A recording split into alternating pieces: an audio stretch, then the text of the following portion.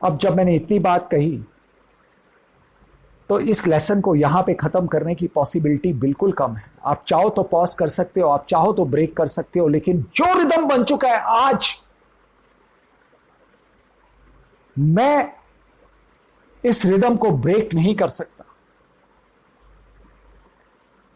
Are investors fight to the market और fighting to themselves? वो खुद से लड़ रहे हैं या मार्केट से लड़ रहे हैं? ये सबसे बड़ा क्वेश्चन है और मेरा आंसर है कि वो खुद से लड़ रहे हैं, मार्केट से नहीं लड़ रहे।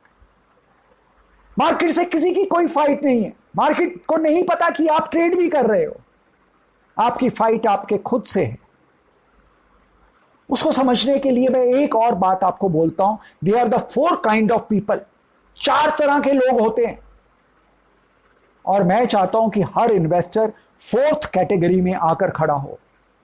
दे are the 4 kind of people. First kind of people, they are ready to escape. वो हर समय भागने को तैयार है, हर समय हार मानने को तैयार है, हर समय पलायन करने को तैयार है, हर समय युद्ध को छोड़कर जाने को तैयार है। थोड़ी सी भी मुश्किल आए वो भागने को तैयार है। कभी उस मुश्किल के सामने वो खड़े होने को तैयार नहीं होते। वो यहां तक भागते हैं, मान लो वो भाग रहे हैं और मुश्किल या तकलीफ या डिफिकल्टी आई है या चैलेंज उनके सामने आया, वो उनके पीछे पड़ जाए, वो उनके पीछे भागने लगे, वो पीछा ना छोड़े। वो यहां तक भागते हैं कि सुसाइड करने को भी तैयार हो जाते हैं। आप कहेंगे कैसी बात बोलते हैं आप? मैं कहता हूं गूगल पे जाकर आप चेक करो, कितने फिल्म स्टार्स ने, कितने सोल्जर्स ने, कितने म्यूजिशियंस ने, कितने आर्टिस्ट ने, कितने पॉलिटिशियंस ने सुसाइड किया। बाहर से वो कितने भी बहादुर दिखते हो, लेकिन जब मुश्किल आती है तो रियल टेस्ट तब होता है, तब वो कैसे भागते हैं। क्या आपके मन में कभी विचार नहीं आया ये मुश्किल ज्यादा बढ़ गई तो मैं ये शहर छोड़ के चला जाऊंगा? आपके मन में कभी विचार नहीं आया कि मैं बहुत मुश्किल आ गई तो मैं घर छोड़ के चला जाऊंगा, या कभी बहुत मुश्किल आ गई तो मैं जीऊंगा ही नहीं? क्या ऐसा विचार नहीं आया आपके अंदर कभी एक बार? हमारा जन्म ही क्यों हुआ? अब सबसे पहले वैदिक आंसर उसका एक ही है, मेरा जन्म हुआ है अपने आप को अपग्रेड करने के लिए, मेरे को अपने आप को नए स्केल पर ले जाने के लिए, अपने आप को नई ऊंचाइयों तक ले जाने के लिए मेरा जन्म हुआ। नहीं तो जन्म क्या केवल मृत्यु के लिए जन्म हुआ? ये एक चांस है, ये एक मेरे लिए बहुत बड़ा गिफ्ट है कि मैं और अपने अंदर नई ऊर्जा पैदा कर सकूं और अपनी एबिलिटीज को और बढ़ा सकूं और अपने आप को नेक्स्ट टेस्ट के लिए प्रिपेयर कर सकूं। We have got this birth only for one reason, and that reason is only one. That reason is to upgrade ourselves. आप जितने भी, मैं कितने टीनेजर्स के बीच में या कितने भी कॉलेज स्टूडेंट्स के बीच में या कितने यंग पीपल्स के बीच में जाता हूं, मेरे ख्याल थाउजेंड्स ऑफ पीपल के बीच में जाया हूं, जब मैं उनको प्रश्न पूछता हूं हमारा जन्म किस लिए हुआ है, वो कोई जवाब नहीं दे पाता। और जवाब बहुत सिंपल है कि मेरे को अपनी आपको ग्रो करने के लिए, आप ग्रो कैसे करेंगे? नई नई डिफिकल्टीज को फेस करेंगे और उनके ऊपर जीत रजिस्टर करेंगे, तभी तो आप अपग्रेड होंगे। Don't be in the category of the first kind of people, those who know only one way to escape. भाग जाना जानते हैं, उस कैटेगरी में कभी मत आइएगा। दूसरी कैटेगरी के लोग कौन होते हैं? दूसरी कैटेगरी के लोग होते हैं जो दूसरों के ऊपर डिपेंड हो जाते हैं। मैं भागता नहीं हूं, लेकिन मुश्किलें तो बहुत आएंगी। इन मुश्किलों को हल करने की मुझ में तो क्षमता है नहीं। मैं ऐसे करता हूं, ये आदमी मुझसे बेटर है, ये आदमी मुझसे ज्यादा बलवान है, ये आदमी मुझसे ज्यादा समझदार है, मैं उसके ऊपर डिपेंडेंट हो जाता हूं। जब भी कुछ करना होगा उससे पूछूंगा या उसको बोलूंगा ये प्रॉब्लम आ गई, तुम इसको सॉल्व करो।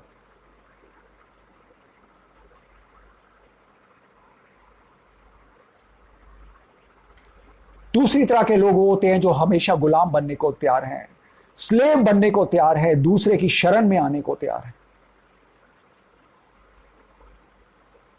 ये उससे भी ज्यादा खतरनाक है। नहीं, किसी की शरण में आने से तो भाग ही जाना बेटर है।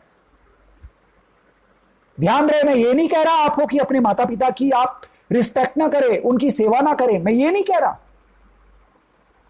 वो और बात है, वो अलग बात है। दूसरे अपने बड़ों को रिस्पेक्ट देना, उनके आगे झुक जाना, वो अलग बात है। और अपनी मुश्किलों से घबरा कर किसी और के सामने झुक जाना, वो और अलग बात है। मैं दोनों अलग बात कह रहा हूं, उसको बिल्कुल उसके बीच में बहुत पतली सी रेखा है, कहीं वो पकड़ के मत आप खड़े हो जाना कि भाई इन्होंने तो कहा था किसी के सामने झुकना ही नहीं है। मैंने ये बात कहने से पहले कि हमें किसी के सामने झुकना नहीं है से पहले मैंने एक और बात आपको समझाई कि हमारा तो ईगो ही नहीं होना चाहिए, हम सदा झुके हुए ही होना चाहिए। ये मैं दोनों अलग बात कह रहा हूं, आप इस बात को बहुत ध्यान से समझ लें।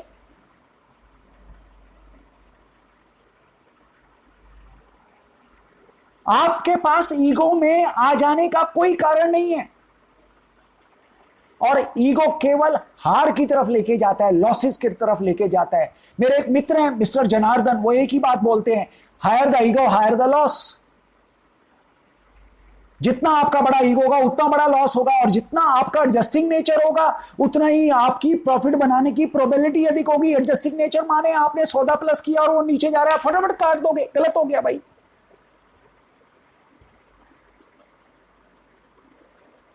मैं वो अलग बात बोल रहा हूं कि ईगो नहीं होना चाहिए, और ये अलग बात बोल रहा हूं कि आपको मुश्किलों से भागकर किसी के सामने झुक जाना पड़े, वो अलग बात है।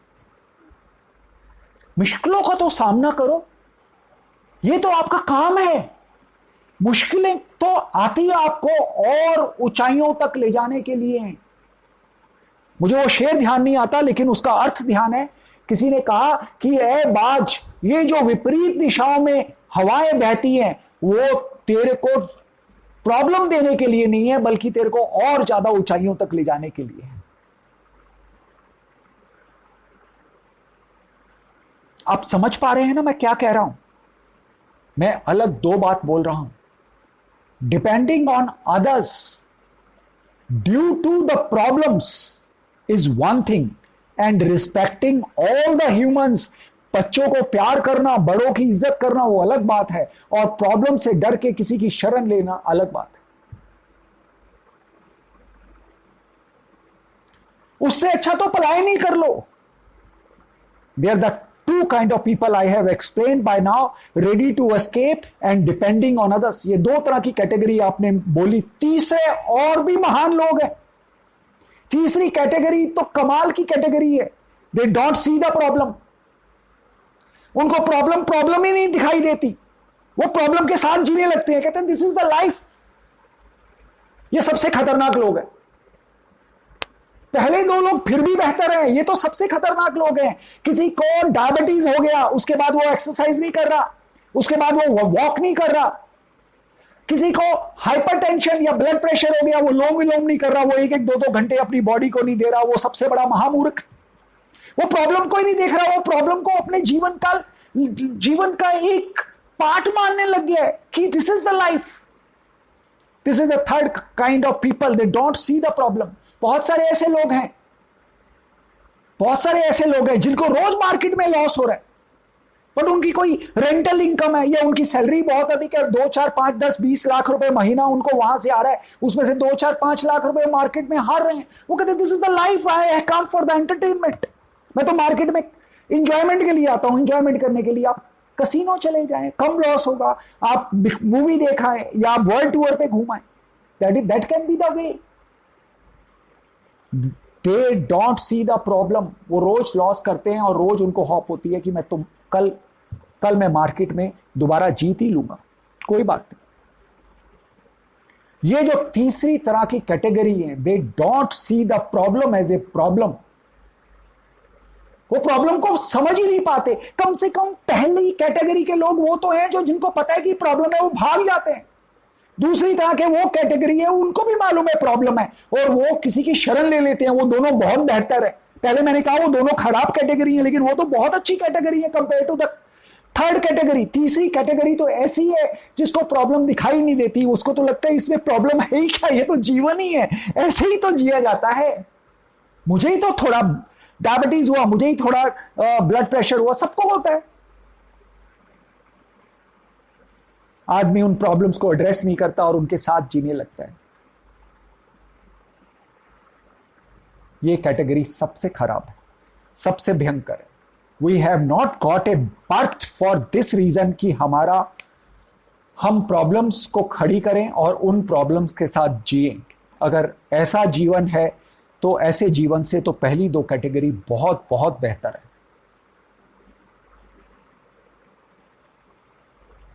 चौथी कैटेगरी है द लाइफ ऑफ ए वैदिक फॉलोअर। चौथी कैटेगरी सबसे इंपॉर्टेंट है, जो सबको होना चाहिए। Fourth category of people are like Arjuna in Mahabharata में जिस तरह से अर्जुन है। अर्जुन जब युद्ध के लिए जाते हैं, जब गीता उपदेश होता है, उस समय अर्जुन सबसे पहला काम क्या करते हैं? वो आइडेंटिफाई करते हैं कि प्रॉब्लम है। मैं किन से युद्ध करने जा रहा हूं? मैं अपने कजन्स के साथ युद्ध करने जा रहा हूं, मैं अपने गुरु के साथ युद्ध करने जा रहा हूं। वो बोलते हैं प्रॉब्लम है, वो बोलते हैं प्रॉब्लम है, पहले आइडेंटिफाई करते हैं। और दूसरा, वो उनका क्या शब्द है, दूसरी बात वो क्या बोलते हैं कि ये प्रॉब्लम तो है, पर मैं ये भी स्वीकार करता हूं इस प्रॉब्लम का हल मेरे पास नहीं है।